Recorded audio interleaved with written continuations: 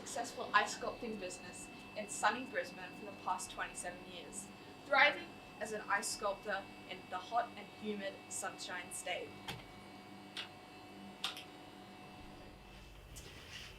Hello, Mr. Parker. Thank you for joining us. When you originally started ice art back in the 90s, what was the ice sculpture industry like within Queensland and Australia? There was no really industry in Australia at that time. There were a handful of ice carvers. They were nearly always in-house to the big hotels, the Hiltons and the Sheratons. There wasn't anyone really that made ice in the way that we are making it today. There were a couple of individuals that moved around amongst those people, but there was nowhere anywhere that they were producing serious ice carving ice. That was the issue.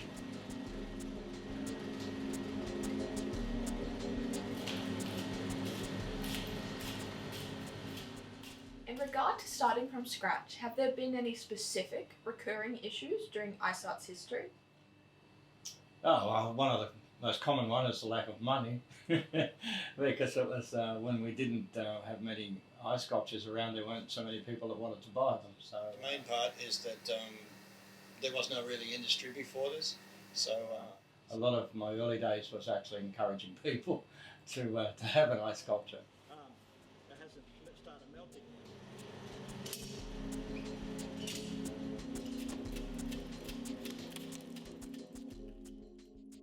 We decided to take it to the QT public and ask them, what do you think of ice sculptures in Brisbane? I feel like they're going to melt. I feel they're going to melt because of how stupidly hot the temperature is going to be. I didn't know that was a job, to be honest. I thought that was for like very snowy countries. So I didn't know it existed here.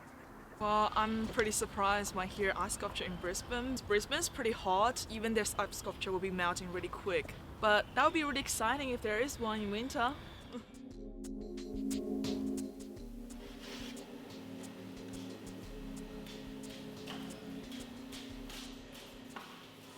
In midst of facing various conflicts and the unpredictability of transport, can you share a key driving force or personal mantra that keeps you motivated? That's a hard question because transporting is the hardest part of what we do. The difficulty for me is getting in the place on time. A mantra that sort of kept me doing this business when everything was really difficult is that it is water. It is the fundamental thing that we all exist with. I was really fascinated by the idea of selling water to start with and selling water to people having a good time. Throughout the decades of operating your business, did you ever feel a certain market pressure towards adapting to changing consumer needs? I've never had that issue because there was no real market there. The market was what I did. I've driven the market from my point of view. So if I showed people I could do certain things, then that became the market.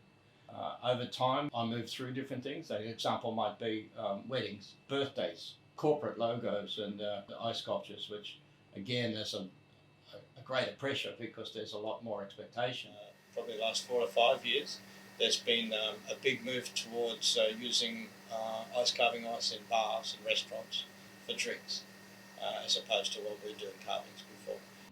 So the markets have moved around as much as I've done them. They haven't really imposed themselves on me.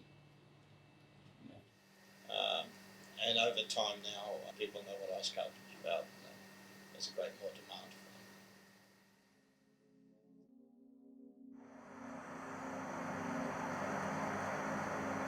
Well, thank you to Joe for the time he spent in this warehouse. Evidently, he's a man who knows what he's doing, even as an ice seller in the land of sunshine.